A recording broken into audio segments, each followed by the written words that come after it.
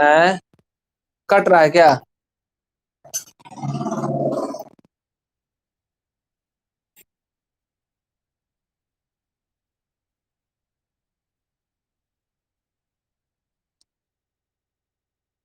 हो गया। चलो आज पढ़ना है क्या?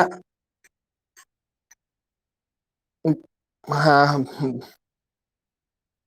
पढ़ना है हम लोगों को शरीर के अंदर, हमारे शरीर में जो पाया जाता है एक तरह का तरल, उसी तरल के बारे में पढ़ना है। उस तरल को क्या कहते हैं? रक्त कहते हैं, है ना। तो हमारे शरीर में रक्त के अलावा और भी तरल पाया जाता है। तो बॉडी फ्लूइड और सर्कुलेशन के बारे में पढ़ना है। पूरा हेडिंग जो है वो बॉडी फ्लूइड और सर्कुलेशन को दिखा रहा है। आवाज कटेगा तो बोलना है रुक के, कि बॉडी फ्लूइड और सर्कुलेशन को पढ़ना है। तो बॉडी फ्लूइड में क्या है? शरीर के अंदर फ्लूइड का जरूरत क्यों है? तो हमारे शरीर में पहला शब्द इसमें क्या है? परिसंचरण। परिसंचरण है। परिसंचरण का मतलब है परिवहन से, और परिवहन का अर्थ है कि हमारे शरीर में या तो भोजन है, या फिर क्या है? गैस है, या फिर क्या है? उत्सर्जी पदार्थ है, या फिर आयन है। इन सबों को एक हिस्से से दूसरे हिस्से में जाने की जरूरत होती है। तो इनको एक हिस्से से दूसरे हिस्से तक पहुंचाने के लिए किसी न किसी माध्यम की जरूरत होती है। शरीर काफी लंबा चौड़ा है, माध्यम के अलावा माध्यम चाहिए ही चाहिए। आवाज कट रहा है पूरा? हाँ, नेट तो है, ये है।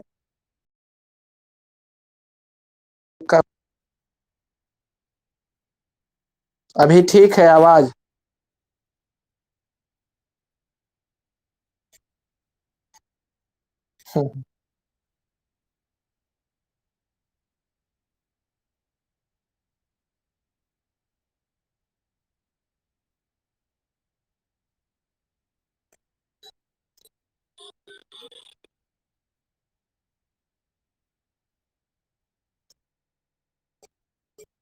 छोड़ दो। तो कर अब आवाज को ध्यान दो कि कह रहे थे कि हमारे शरीर में क्या है? परिवहन के लिए एक माध्यम का होना जरूरी है। कौन सा चीजों का परिवहन होगा उसका नाम बोले, है ना। अब कह रहे हैं उन चीजों को परिवहन कर, शरीर काफी लंबा चौड़ा है, परिवहन करने के लिए एक पंपिंग मशीन का भी जरूरत पड़ता है ना, जो कि उस परिवहित होने वाले पदार्थ को धक्का दे सके। तो सबसे पहले हमारे शरीर में परिवहन के लिए दो चीज होता है। एक तो रक्त है ना, और दूसरा जो है वह तरल उत्तक है। एक तो रक्त है और दूसरा जो है वो लसिका है ना। तो लसिका क्या है? पहले इसको थोड़ा सा जाने कि लसिका जो है इसे उत्तक द्रव्य भी कहा जाता है, क्योंकि इसका निर्माण जो होता है उत्तक की कोशिकाएं करती है ना। उत्तक से निकलने वाला रस है ये, और उसी को नलियों के द्वारा पतली पतली रक्त केशिकाएं होती है, लसिका केशिका होती है। वो लसिका वाहिनी में खुलती है। यानी कि लसिका भी रक्त जैसा ही एक तरल है जो हमारे ऊतकों से निर्मित होता है, और यह भी परिवहन में मदद करता है। लसिका में किसी भी तरह का रंजक नहीं होता है, यह रंगहीन होता है, इसलिए उजला दिखाई देता है। यह लसिका के बारे में थोड़ा सा हम लोग जाने। उसके बाद हम लोगों को जाना है कहाँ? तो परिवहन तंत्र के बारे में समझना है। तो सबसे पहला चीज है कि जित हाँ, बताएंगे। लसिका में भी व्हाइट ब्लड सेल होता है, लेकिन लसिका को व्हाइट ब्लड सेल नहीं कह सकते। लसिका के अंदर भी व्हाइट ब्लड की कोशिकाएं मौजूद है, लेकिन लसिका व्हाइट ब्लड नहीं। यह तरल उत्तक है। ठीक, तरल के द्वारा स्रावित होने वाला है, सॉरी, उत्तक के द्वारा स्रावित होने वाला एक तरल पदार्थ है, जिसका काम हमारे शरीर में परिवहन करना है। फिर विस्तार से देखेंगे, हल्का सा बताते चले यहाँ। तो सबसे पहला कि कोई भी सजीव जो होता है, जीवित जीव जो होती है, वह कोशिका से बनी होती है ना। और हम जानते हैं जीवित जो भी होता है भोजन की जरूरत पड़ती है, और जीवित जो भोजन ग्रहण करता है उस भोजन के अंदर मौजूद पदार्थों को हम लोग क्या कहते हैं? पोषक तत्व कहते हैं। भोजन के अंदर जो पदार्थ मौजूद होते हैं पोषक तत्व होते हैं। पिछला पाचन में हम लोग पढ़े कि हमारे भोजन में कितने तरह के पोषक तत्व होते हैं। कार्बोहाइड्रेट, प्रोटीन, फैट, वसा, है ना, जो भी नाम था, मिनरल, विटामिन, रफेज, रुक्षांश जिसको कहे, इसके अलावा जल, इतना सारा चीज जो है हमारे भोजन में पाया जाता है। तो ये पोषक तत्व होते हैं। और कार्बोहाइड्रेट, प्रोटीन, वसा जो भी है, उनको तोड़ना पड़ता है ना। उन चीजों को जो हम लोग खा रहे हैं, हम लोग स्टेप बाय स्टेप तोड़ते जा रहे हैं। भोजन को ग्रहण करने से पहले भी उसको तोड़ करके पकाते हैं, है ना। और हमारे शरीर में जाने के बाद फिर ये टूटता है। यानी कि इन पोषक तत्वों का भी क्या होता है, हमारे शरीर में उपापचय होता है। और जब हमारे शरीर में इस पोषक तत्व का उपापचय होता है, तो उपापचय होने के बाद इनसे आवश्यक चीज के रूप में ऊर्जा का निर्माण होता है, जिसे कोशिकांग ग्रहण करते हैं। अनावश्यक चीज के रूप में उत्सर्जी पदार्थ मुक्त होता है ना। तो इन उत्सर्जी पदार्थों को शरीर से बाहर निकालना होता है। साथ ही ये जो पोषक तत्व है, हम ग्रहण कहीं और करते हैं। जैसे हम जानते हैं कि ये पोषक तत्व हमारे पाचन तंत्र में जाते हैं, और पाचन तंत्र से ये पोषक तत्व जो है, ये हमारे श्वसन तंत्र में भी चले जाते हैं, है ना। हमारे शरीर के अन्य अंगों तक भी पहुंचते हैं। तो इनका परिवहन होता है। इस पोषक तत्व का हमारे शरीर के हर जगह में परिवहन होता है, और परिवहन होने के बाद ही इसका उपापचय होता है। बात समझ में आ रहा है सबको, कि जब तक पोषक तत्वों का परिवहन नहीं होगा, तब तक इसका उपापचय नहीं होगा।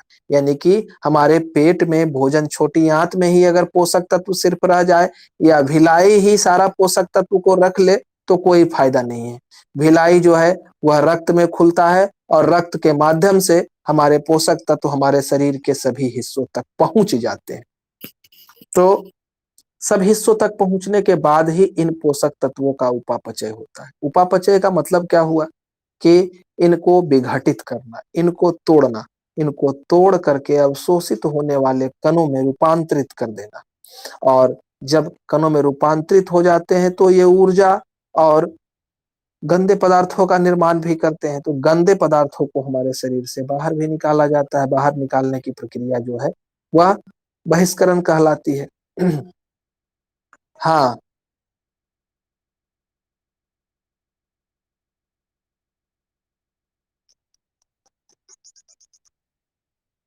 हमारे शरीर के हड्डी, दांत, है ना, को ज्यादा मात्रा में कैल्शियम की जरूरत होती है। इसके अलावा हमारे तंत्रिका तंत्र को सुचारू रूप से कार्य करने के लिए कैल्शियम की आवश्यकता होती है। कैल्शियम के साथ साथ सोडियम, क्लोरीन जैसे आयन की जरूरत होती है। अगर कैल्शियम का हमारे मांसपेशियों में अगर कमी हो जाएगा, तो हम संवेदनाओं को ग्रहण नहीं कर सकते हैं, और संवेदनाओं का स्थानांतरण नहीं होगा। तो यह कहना गलत है कि सिर्फ हमारी हड्डियों को कैल्शियम और फास्फोरस की जरूरत है। कैल्शियम और, हाँ, ज्यादा। और यह भी तुम यह कह सकती हो कि कैल्शियम और फास्फोरस का स्टोर हाउस जो है, वो तुम्हारा दांत और हड्डी है ना। ये दो जगह जो है, वह अत्यधिक मात्रा का कैल्शियम जो है जाकर के जमा रहेगा। अगर मान लो तुम कैल्शियम को नहीं ले रही, उस कंडीशन में हम लोग हार्मोन पढ़ेंगे, फिजियोलॉजी में ही पढ़ना है हार्मोन को। उस कंडीशन में हमारे हार्मोन निकल करके हड्डियों में मौजूद कैल्शियम को तोड़ करके वापस मांसपेशियों तक भेजता है। अगर तुम खाना छोड़ दो, कम खाओ कैल्शियम को, तो तुम्हारा हड्डी कमजोर हो जाएगा। कैल्शियम को जरूरत है, जिंदा रहने के लिए कैल्शियम जरूरी है। तो हड्डी को ही तोड़ करके कैल्शियम को भेज दिया जाता है शरीर के दूसरे हिस्सों में, है ना। तो इस तरह से आयन हमारे शरीर के मांसपेशियों के लिए भी जरूरी है, लेकिन स्टोर हाउस के रूप में हम इसको दांत और हड्डी को मानते हैं कि यहीं पर यह स्टोर रहता है। ठीक है, जहां लगेगा तुरंत पूछना है। उपापचय देखे, बहिष्करण देखे। अब ये पोषक तत्व जो है, हम ही बताएं कि पोषक तत्व जो है डायरेक्ट भिलाई के द्वारा ही ये उपापचय नहीं होगा। यह हर जगह तक जाएगा शरीर के हिस्से में, यानी कि इसका परिवहन होना जरूरी है। तो हमारे शरीर के विभिन्न भाग तक पहुंचेगा। तो परिवहन होने के लिए पौधे को अगर देखते हैं, तो परिवहन पौधे में क्या है, कि पौधे में दो तरह का ऊतक होता है। एक जाइलम है, और दूसरा फ्लोएम है। ये दो ऊतक पौधे में पाए जाते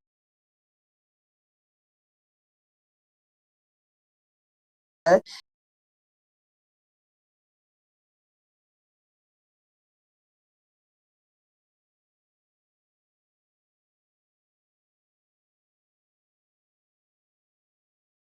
अभी मेरा गड़बड़ है कि तुम आवाज रुक रुक जा रहा है, हालांकि फुल फुल नेटवर्क दिखा रहा है एकदम। एकाएक भाग जाता है, बंद हो गया था। जहां कटेगा बोलना है, फिर दोबारा उसको रिपीट करें। तो कह रहे थे कि परिवहन हमारे शरीर में जरूरी है।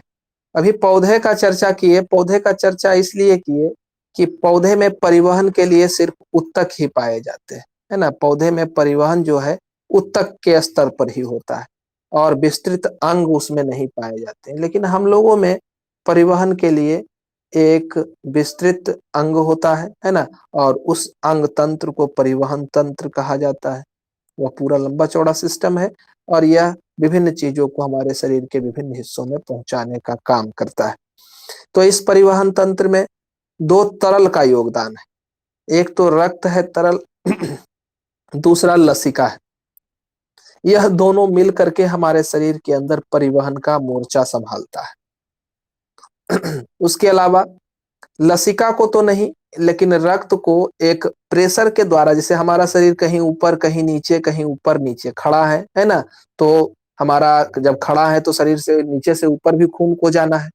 तो शरीर में ऊपर से नीचे को खून जाना है या ऊपर से नीचे आना है ना। तो एक प्रेशर होना चाहिए, एक दबाव होना चाहिए, जिसके वजह से रक्त जो है वह प्रॉपर तरीके में हर जगह पहुंच पाए। हम तो जानते ही हैं कि हमारे रक्त के अंदर जो है वो सारा चीज घुला हुआ है, चाहे भोजन के अवयव हो या फिर क्या कहते हैं गैस हो या फिर आयन हो, सब है घुला हुआ रक्त के अंदर। तो एक दबाव उत्पन्न होना चाहिए, है ना, जिससे कि प्रेशर बने, तो ऊपर नीचे किसी भी तरह थोड़ा सा ऊंचाई भी बढ़ जाए तो रक्त उस जगह तक पहुंच पाए। तो उसके लिए हमारे पास एक पंपिंग मशीन होता है ना। इस पंपिंग मशीन को हम लोग जानते हैं कि हृदय कहते हैं। तो हृदय क्या है, हृदय क्या हो गया अभी, मतलब क्या निकला कि हृदय सिर्फ रक्त को धक्का देने का काम करता है हमारे शरीर में। इसका यही एकमात्र काम है, और कहो कि सबसे महत्वपूर्ण काम है। अगर यह रक्त को धक्का नहीं देगा तो हमारा कोई भी चीज कहीं से कहीं पहुंचेगा नहीं, ट्रांसपोर्टेशन बाधित हो जाएगा। यानी कि पंपिंग मशीन हमारा हृदय जो है वह बहुत महत्वपूर्ण है। लसिका के लिए हृदय का कोई जरूरत नहीं होता है। इसमें कम दबाव के साथ बहता है और ये अपना प्रेशर मेंटेन कर लेता है। पढ़ेंगे इसको। अभी रक्त को पढ़ना है। रक्त क्या है, तो इसको तरल संयोजी ऊतक कहा जाता है ना। रक्त के बारे में लिखा ही जाता है कि यह क्या है, तो तरल संयोजी ऊतक है। देखो तीन शब्द है इसमें, तरल संयोजी ऊतक। तीनों का मतलब तोड़ना है। तरल माने यह लिक्विड फॉर्म में है। तरल लिक्विड, लिक्विड का मतलब जिसके पास बहने का गुण हो, जो बह सकता हो, उसी को हम लोग तरल कह सकते हैं। तो इसके पास बहने की क्षमता है। दूसरा यह क्या है, संयोजी है। संयोजी का मतलब क्या होता है, कनेक्ट करने वाला, जोड़ने वाला। यह क्या करता है, तो कनेक्शन प्रोवाइड करने का काम करता है। कैसे भाई, तो कनेक्शन इसलिए प्रोवाइड करता है कि कहाँ हमारा पाचन तंत्र भोजन को पचाया और पोषक तत्वों का निर्माण किया, और कहाँ हमारे हृदय और कहाँ हमारा मस्तिष्क, हर जगह भोजन जो है वह पहुंचाया। तो कनेक्शन प्रोवाइड करने का काम, समायोजन करने का काम इसका है। इस वजह से इसको क्या कहते हैं, संयोजी कहते हैं। तीसरा शब्द इसमें है उत्तर ब्लड में, रक्त में, कि यह उत्तक है ना। यह क्या कह रहे हैं कि उत्तक है। तो यह उत्तक कैसे है, तो उत्तक किसे कहते हैं, उत्तक का परिभाषा क्या है, बोलो। ये तो पढ़ी है नवमा में, 10वां में लॉकडाउन हुआ था, नवमा में। बोलो। एक खास तरह की कोशिकाओं का समूह, है ना। एक खास तरह की कोशिकाओं का समूह जो मिल करके एक खास तरह के कार्य को संपन्न कर सके, उसे ही क्या कहते हैं, उत्तक कहते हैं, है ना। आवाज स्पष्ट जा रहा है सबको, नहीं जाएगा तो बोलना है। तो खास तरह की कोशिकाओं का समूह, यानी कि कोशिकाओं का समूह, यानी कि रक्त में एक से ज्यादा प्रकार की कोशिकाएं पाई जाती है ना। तो इसमें हम जानते ही हैं, पढ़ते ही आए हैं, तीन तरह की कोशिकाएं होती है।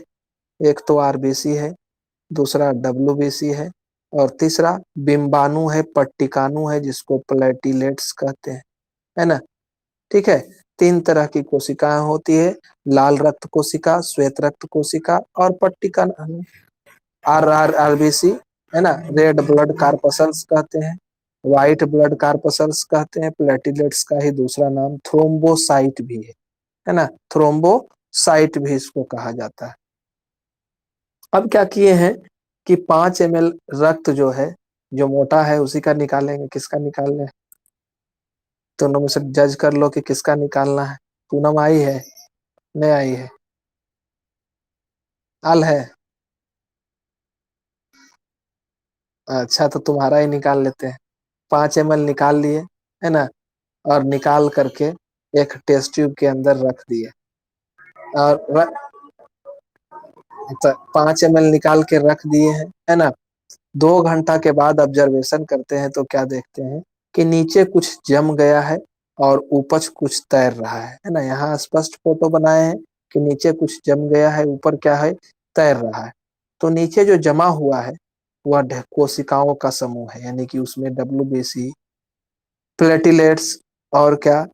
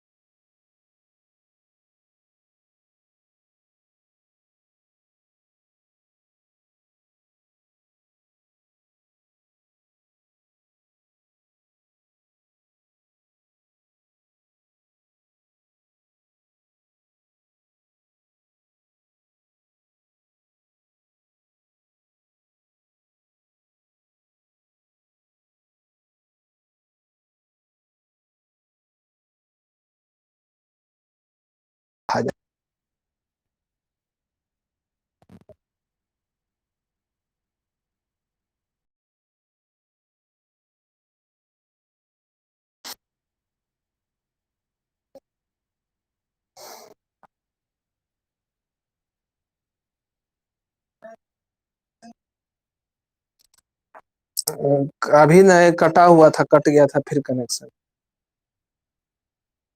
अभी ठीक है। कोई कोई दिन डिस्टर्ब रहता है। अब ठीक है। जबकि इतना फूल दिखा रहा है, बीच बीच में भाग जा रहा है। चलो आगे देखते हैं। तो कह रहे थे कि वो जो हमारा जमा हुआ निचला हिस्सा था, उसे क्या कहे थे? फॉर्म्ड एलिमेंट कहा जाता है। वह जमा हुआ हिस्सा को फॉर्म्ड एलिमेंट कहते हैं। और ऊपर जो पानी जैसा तैर रहा था, उसे प्लाज्मा कहते हैं।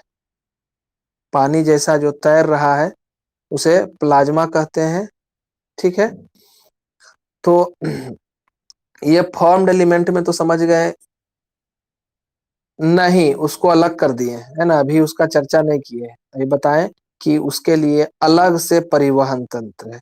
इसको रक्त परिवहन तंत्र के अंदर सिर्फ रक्त बहेगा, लसिका परिवहन तंत्र के अंदर लसिका बहेगा।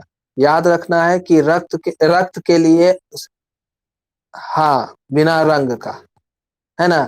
तो रक्त हमारा धमनी, शिरा और केशिका में बहता है। और लसिका जो है, लसिका वाहिनी में बहता है। यानी कि दोनों के लिए अलग से नस की व्यवस्था है ना। और लसिका वाले नस को लसिका वाहिनी कहते हैं। और रक्त वाला तो जान ही रहे हैं, धमनी, शिरा और रक्त केशिका, तीन वो इसमें होता है रक्त वाला में, जिसमें रक्त बहता है। यानी कि दोनों का परिवहन एक दूसरे से स्वतंत्र होता है। दोनों को एक दूसरे से कोई भी लेना देना नहीं। लेकिन रक्त केशिका, है ना, जहां पर धमनी शिरा पहुंच नहीं पाएगा, वहां पर रक्त केशिका का काम रहेगा। ठीक है। अब रक्त को हम लोग बांटे थे। एक प्लाज्मा इसमें निकला, और दूसरा इसमें तीनों प्रकार की कोशिका निकली। अब इसमें से एक एक को देखना है। कि सबसे पहला आगे लिख दिए हैं कि रक्त जो है उसे क्या कहते हैं? तरल संयोजी ऊतक, इसको समझा भी दिए। अब रक्त की उत्पत्ति के बारे में कुछ प्रश्न है, ये भी समझा दिए हैं। रक्त की उत्पत्ति के बारे में बात है कि रक्त का निर्माण किससे होता है।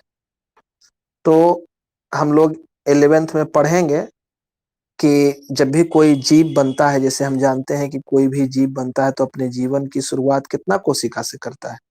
एक कोशिका से करता है ना। और इस कोशिका को क्या कहते हैं? जाइगोट कहते हैं, है ना। इस कोशिका को जाइगोट कहते हैं।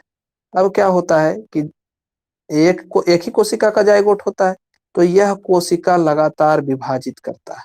एक से दो कोशिका, दो से चार, चार से आठ। अब बढ़ते बढ़ते ढेर सारा कोशिका का जब समूह बना लेता है, तो मनुष्य समूह बना लेगा, तो इस तरह से इसमें लेयरिंग हो जाता है ना। यह तीन, माने जब हमारा शरीर बनने लगेगा, तो शरीर बनने से पहले तो एक कोशिका हम थे। एक कोशिका विभाजित हुआ तो ढेर सारा कोशिका, और ढेर सारा कोशिका विभाजित होकर के क्या करता है? तीन सतह का निर्माण करता है। ठीक है। तीन सतह का निर्माण करेगा, इसको कहते हैं जनन सतह। और इसी से हमारा सब अंग का निर्माण, जो देख रहे हैं ना, इससे हाथ पैर का निर्माण होता है। और इससे जो है हमारा इंटरनल ऑर्गेन जो है, बीच वाला, हृदय हो गया, फेफड़ा हो गया, ये सब अंग का निर्माण होता है। और अंदर वाला जो है, और भी महत्वपूर्ण चीज जो है, हमारा शरीर का बचा खुचा, उसका निर्माण करता है। तो तीनों सतह। हाथ सबसे पहले हृदय, हृदय बनता है। सबसे पहले हार्ट बनता है। ठीक है। उसके बाद कोई चीज बनेगा। तो कह रहे थे कि ये तीन सतह है। पढ़ेंगे, सबको डिटेल में सब पढ़ना है। तो बाहर वाला सतह को एक्टोडर्म कहते हैं, अभी समझाने के लिए बता दिए कि समझ में नहीं आएगा। एक्टोडर्म। बीच वाला को मीजोडर्म। और अंदर वाला को क्या कहते हैं? इंडोडर्म कहते हैं। तीन सतह होता है। और इसी तीन सतह से पूरे शरीर का क्या होता है? कि निर्माण होता है ना। तो यहाँ लिखे हैं कि रक्त का निर्माण किससे होगा, ये बताएं कि हाथ पैर किसी से, फेफड़ा किसी से, अंदर का अंग किसी से। तो उसी तरह से रक्त जो है, वह किससे बनेगा? तो मीजोडर्म से बढ़ेगा। एक्टोडर्म मीजोडर्म बीच वाला हुआ था, है ना। तो मीजोडर्म किसको कहे थे? बीच वाला को कहे थे। तो उसी से हमारा क्या होता है? रक्त का निर्माण होता है। ठीक है, एक ऑब्जेक्टिव क्वेश्चन हो गया। ये भूर्णीय लिखे हैं। भूर्णीय का मतलब वो जो अभी जीव बना रहे थे वो भूर्णीय इम्ब्रियो कहलाता है। वो जो नया जीव बन रहा था उसको क्या कहेंगे?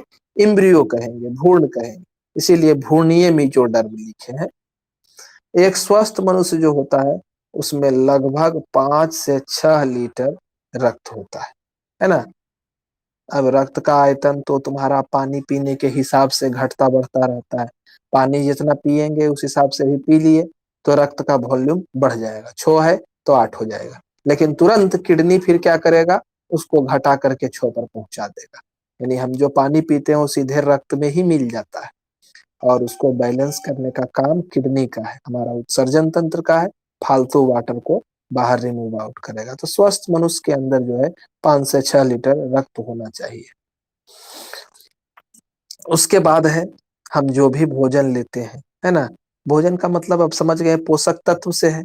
विटामिन है, खनिज लवण है, ऑक्सीजन है, कार्बन डाइऑक्साइड है, हार्मोन है। सब चीज जो है रक्त में घुला हुआ है। सब जो है हमारा रक्त में घुला हुआ है और रक्त ही इसको सब जगह पहुंचाने का काम करता है। तो रक्त का काम समझ में आया कि रक्त क्या करेगा? सभी पदार्थों को हमारे शरीर में वितरित करने का काम करेगा। इसके अलावा एक चीज लिखे है, कोशिका में बनने वाला उत्सर्जी पदार्थ। अब देखो उत्सर्जी पदार्थ में नाम लिखे हैं, यूरिया, अमोनिया, ये सब क्या है भाई? तो ये सब समझने के लिए फिर हम लोग चलते हैं कोशिका में। तो कोशिका के अंदर हमारा क्या था? माइटोकॉन्ड्रिया था। अभी हमको वही पढ़ना है खाली। तो माइटोकॉन्ड्रिया था। हम लोग हल्का हल्का जब माइटोकॉन्ड्रिया को पढ़ रहे थे तो पढ़े थे कि इसके अंदर क्या होता है कि यहाँ पर 3 अणु वाला पाइरूवेट का निर्माण होता है। जिसको दिक्कत होगा बोलेगा, फिर से बताएं। 3 अणु वाला पाइरूवेट का निर्माण होता है। ये पाइरूवेट घुस जाता है कहाँ? माइटोकॉन्ड्रिया के अंदर। माइटोकॉन्ड्रिया के अंदर ये पाइरूवेट ऑक्सीजन की उपस्थिति में और एंजाइम ढेर सारा रहता है और सबकी उपस्थिति में इस पाइरूवेट को तोड़ दिया जाता है। पूरा चक्र को कहे थे कि क्या कहते हैं? माइटोकॉन्ड्रिया के अंदर होने वाला पूरा चक्र कहलाता है क्रेब्स चक्र। ये सब भी पढ़ना है हम लोगों को श्वसन में। ये पूरे चक्र को कहते हैं क्रेब्स चक्र। तो क्रेब्स चक्र के द्वारा ही हमारा यह जो पाइरूवेट यानी कि ग्लूकोज टूट के पाइरूवेट बनाया था, अभी पाइरूवेट टूट करके हमारा एटीपी बनाएगा। तो जब एटीपी बनेगा तो नाइट्रोजन युक्त कुछ उत्सर्जी, CO2 तो बनेगा ही बनेगा, इसके अलावा नाइट्रोजन युक्त कुछ उत्सर्जी पदार्थ का निर्माण होता है। बनता तो हमारे शरीर में भी है, यहाँ कोशिका के अंदर अमोनिया ही बनता। क्या है? अमोनिया बनता है ना। और इसको हमारा लीवर कन्वर्ट कर देता है यूरिया, क्योंकि अमोनिया ज्यादा खतरनाक है। और तब यूरिया में कन्वर्ट करके यूरिन के रास्ते इसको बाहर निकाला जाता है हमारे शरीर से। तो रक्त इसको लाने ले जाने का काम करेगा। यहाँ से जाएगा कैसे? तो यहाँ से बगल से रक्त केशिका रहेगा, रक्त केशिका ही इसको लेके जाएगा। तो रक्त केशिका इसको क्या करेगा? शरीर से बाहर भेजने। हाँ, अमोनिया कहाँ बना? माइटोकॉन्ड्रिया के अंदर। ठीक है, जहां एटीपी बना वहीं CO2 भी बनेगा, वहीं अमोनिया, यूरिया और यूरिक अम्ल, 3 चीज है। अमोनिया ही अभी याद रखो। तो अमोनिया भी यही बनता है और यहाँ से इसको बाहर निकालना है, कोशिका से बाहर भेजना है। कहाँ? इसमें कहें कि यह कोशिका है। कोशिका में हम लोग का भोजन ग्लूकोज पहुंचता है। ग्लूकोज पहले कोशिका द्रव में, ग्लाइकोलाइसिस एक विधि है जिसके द्वारा ग्लूकोज 6 कार्बन वाला अणु है, यह टूट जाता है। टूट करके 2 पाइरूवेट का निर्माण करता है, क्योंकि पाइरूवेट में कार्बन की संख्या 3 होती है। तो 6, एक ग्लूकोज टूटेगा उसमें 6 कार्बन था, तो पाइरूवेट बनेगा तो 2 पाइरूवेट बनेगा, क्योंकि 3 कार्बन इसमें है तो 3 दूना 6, 6 कार्बन हो जाएगा। तो दोनों पाइरूवेट जो है वो घुस जाएगा कहाँ? माइटोकॉन्ड्रिया के अंदर। और माइटोकॉन्ड्रिया के अंदर एक एंजाइम पर आधारित जटिल प्रक्रिया होती है। उस चक्र को क्रेब्स चक्र कहते हैं। और उस चक्र के समापन के उपरांत एटीपी बनता है और CO2 बनता है, साथ में अमोनिया, यूरिया, यूरिक एसिड जो है ना, ये बनता है। तो यह कोशिका में बन जाएगा तो देखो यूरिया जो खेत में पड़ता है ना, तो खेत में जो यूरिया दिया जाता है वो जहरे ना है, उसको एक गिलास घोर के पी ले तो क्या होगा, आदमी मर ही न जाएगा। लेकिन वो हमारे शरीर के अंदर बन रहा है तो काफी कम मात्रा में बनता। तो ये को दो वो खाएगी तो कुछ नहीं होगा, है ना, क्योंकि उतना तुम्हारा शरीर में बन रहा है। अब एक गिलास घोर के पी लेगी तब दिक्कत है ना, कोशिश नहीं करना है।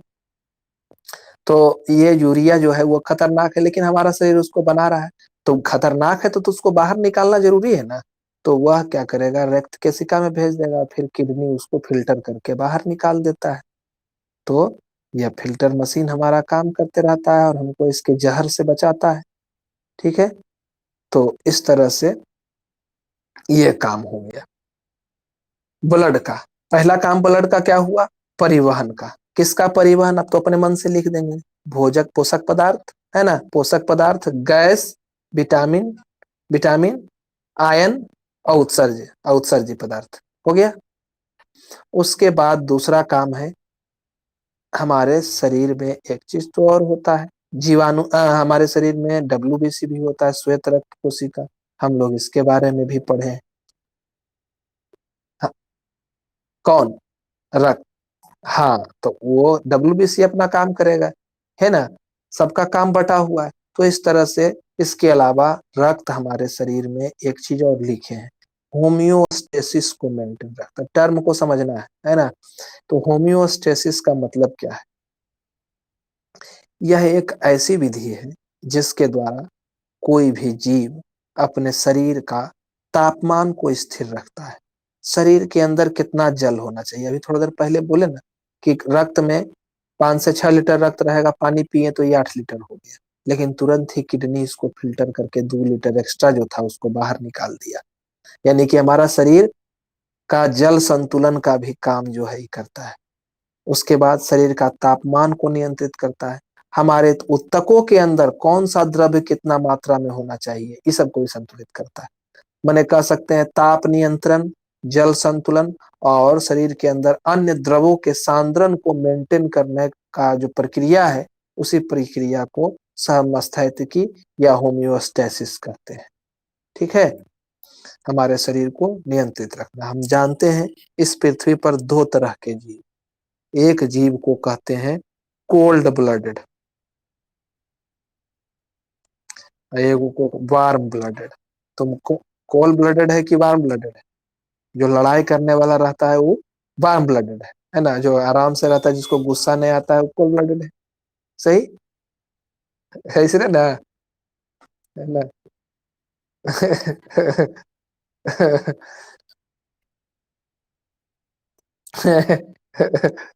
तो यहाँ उसका आंसर लिखे, जो वार्म ब्लडेड रहेगा वो होम्योस्टेसिस को मेंटेन करेगा, मैंने जो शरीर के तापमान को नियंत्रित कर सकता है उसी जीव को क्या कहेंगे, वार्म ब्लडेड कहेंगे। जैसे मनुष्य, तो मनुष्य के शरीर का तापमान कितना, 34 डिग्री सेंटीग्रेड रहता है ना। कोई कंफ्यूजन तो नहीं है इसमें, नहीं नहीं है। फ़ारेनहाइट में तुम्हारे शरीर का तापमान कितना है,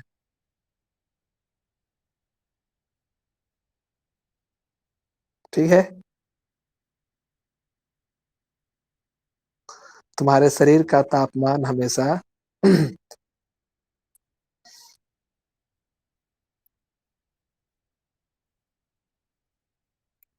जी, जी, है ना। 99 को बुखार नहीं कहते हैं जी, 99 रहता तो कहते हैं बुखार है, कहते हैं ना बुखार उखार नहीं, 99। 1 डिग्री बढ़ जाता है, 1 डिग्री फ़ारेनहाइट बढ़ता है तो कहते हैं कि बुखार हो गया, है ना। तो ये तुम्हारे शरीर,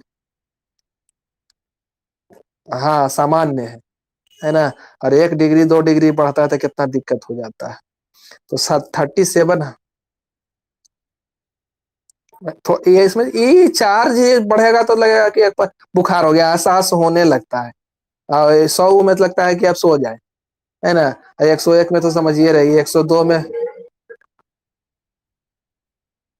है ना, थकान हो जाता है।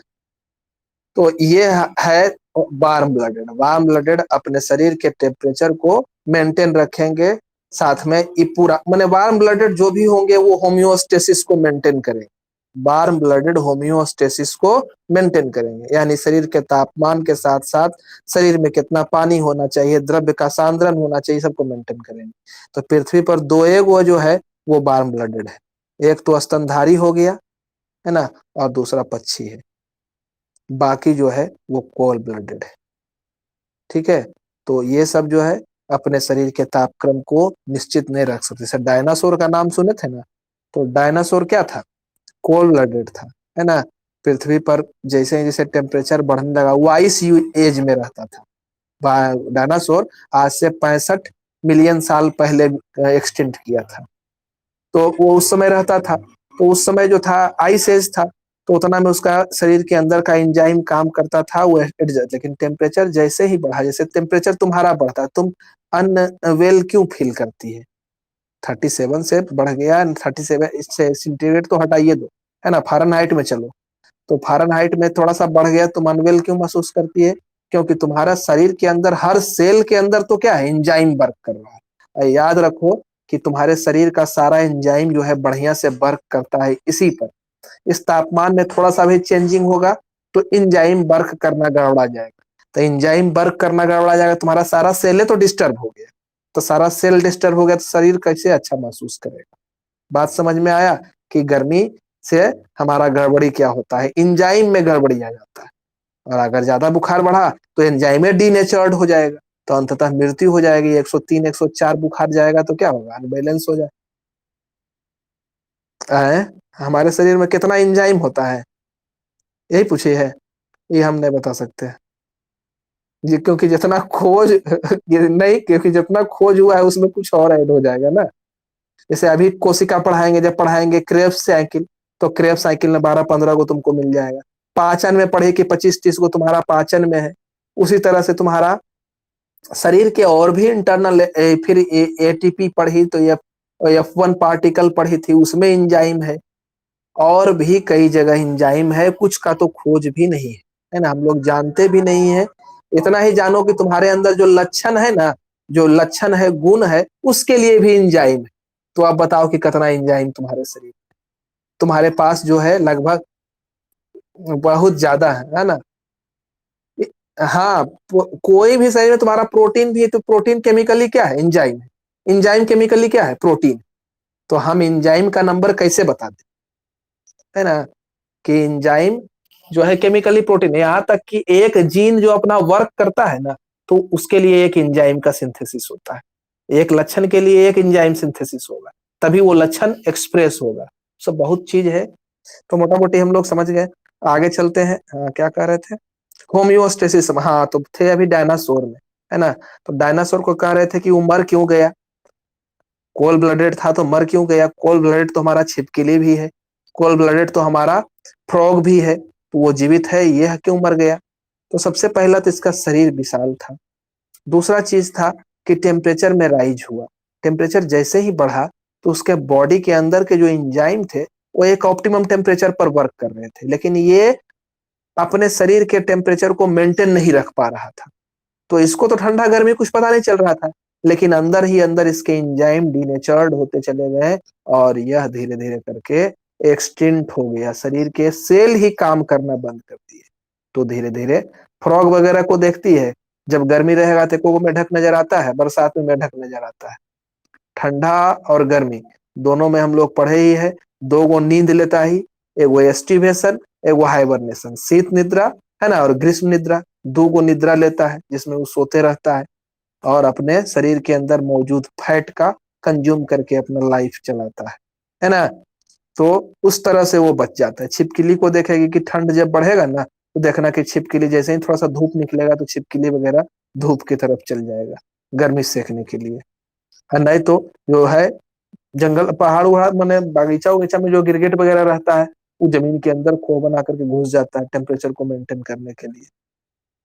तो इस तरह से काम होता है। ठीक है, उसके बाद है रक्त में देखे कि प्लाज्मा था और क्या था, दो प्रकार का कोशिका था। तो प्लाज्मा का परसेंटेज कितना है कि अगर 100 ml ब्लड ली है तो 100 ml में 55 ml जो है वो प्लाज्मा होगा, और 45 ml जो है वह सेल होगा। यानी प्लाज्मा ज्यादा होता है और सेल जो होता है उसके कंपैरिजन में थोड़ा सा कम होता है। ठीक है, प्लाज्मा ज्यादा, सेल कम, इसको उधर से उधर नहीं कर देना। सेल कम रहेगा, प्लाज्मा ज्यादा, 55% प्लाज्मा और सेल जो है 45% रहेगा। ठीक है, ये दोनों का बनावट है।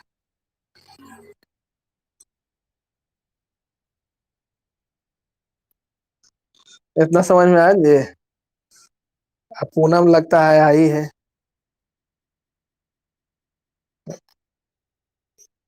जो कहानी खत्म हो गया सर।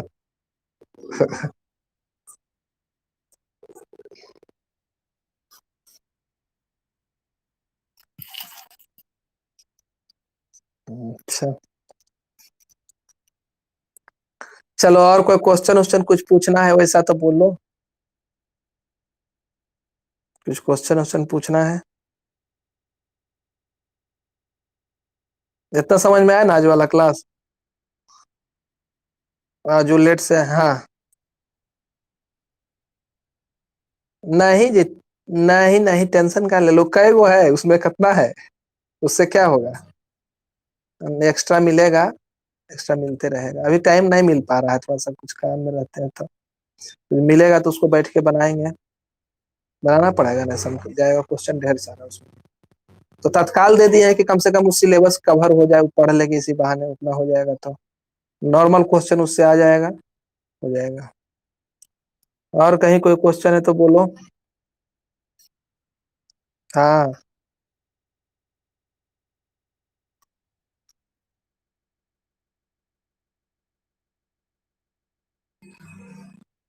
हाँ, सब जानती है, नया चीज नहीं है, सबको पता है।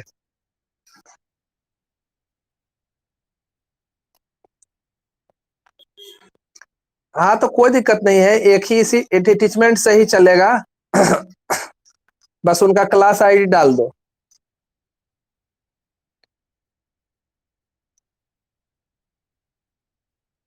हाँ, तो क्लास क्लास सब जुड़ेगा तो हम बता देंगे, टेंशन मत लो। ठीक। हाँ, अटैचमेंट पर ही। अच्छा, पूछ के हम बता देते हैं सारा। ठीक। ठीक है, पढ़ के रखना, तब देखना ये रहेगा।